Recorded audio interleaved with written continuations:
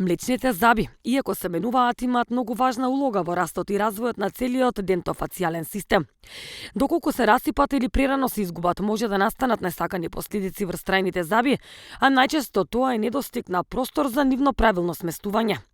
Стоматолозите велат дека циркуларниот кариес на млечните зъби е типичен за најраната детска возраст, а најчесто се појавува од навиката за заспивање со шише сок или млеко.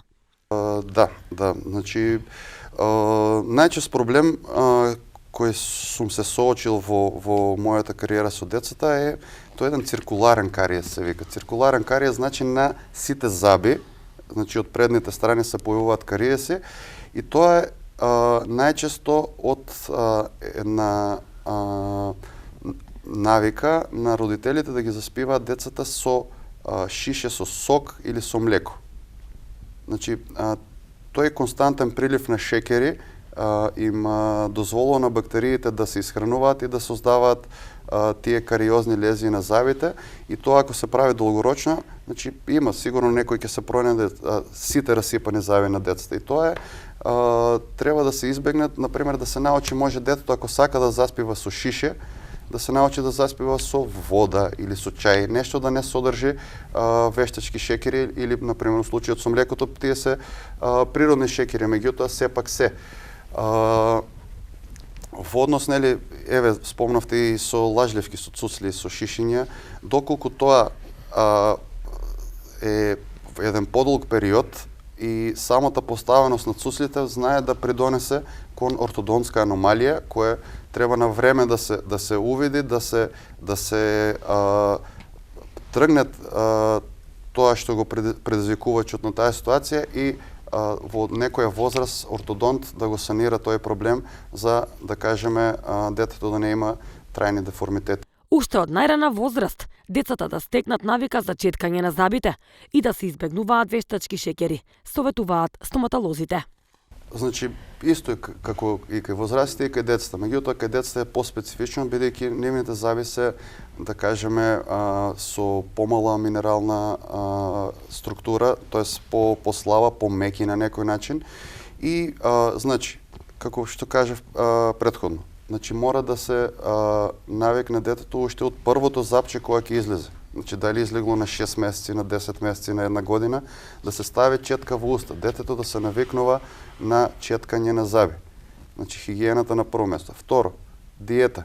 Значи, да не се претерано внесуваат вештачки шекери, исто и за природните шекери, овошја, доколку може да се навикне детето ако после јадење на сладки, на благи работи, одма да ги измие зъбите.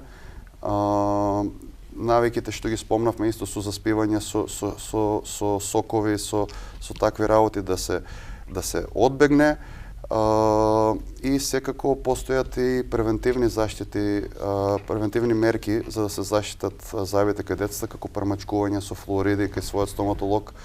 Јас моите пациенти, млади родители ги советувам уште на помала возраст да може да го донесат детето во ординација, значи не да правиме ништо, значи едноставно да влезе, да види, да му направиме еден балон од ракавица, да му дадеме некој шприц, да се навикне, да стекне доверба кај стоматологот за еве да кажеме и да се случи проблем да го решиме најве, меѓутоа да се избориме детето да има здрави зъби за да ги немаме тие проблеми, бидејќи мене, ово сум го рекол многу пати, најлесен ќе ми е денот, кога во денот ќе имам 10 пациенти, кај што на сите само ќе чистам зъби. Сите деца се различни, но одењето на стоматолог е вообичаен страв но стоматолозите велат дека постојат начини да се надмине стравот и да се олесни посетата на стоматолог. Најголемите проблеми со кои се соочувам во секојдневната работа, бидејќи во секој случај не е удобна работа за некој да седне кој стоматолог да му работи, и добар дел од пациентите имаат и некој страв всаден во нив, меѓутоа модерната стоматологија, нови анестетици, помали игли или слични работи, тоа се повеќе и повеќе го леснуваат, меѓутоа пристапуваме со првично со муавет према пациентите за да се опуштат, се барат кои се нивните стравови, како да се помогне да ги пребродат тие стравови, за да седнат и да се работат. Бидејќи доколку пациентот не е мирен, ние не можеме да си работиме нашата работа. Затоа на еден помирен начин да се проба, да се види како што каде е стравот да се најде за тој страв да се преброди. И кај сите тие пациенти каде ќе го најдеме кој е точниот страв, со неколку посети тој страв го надминуваат и после работата е многу полесна. Стоматолозите советуваат редовната превентивна стоматолошка заштита кај децата може да помогне во облажувањето на многу орални несакани ефекти. Па затоа е важно децата секојдневно да ги мијат забите и да одат на редовни прегледи.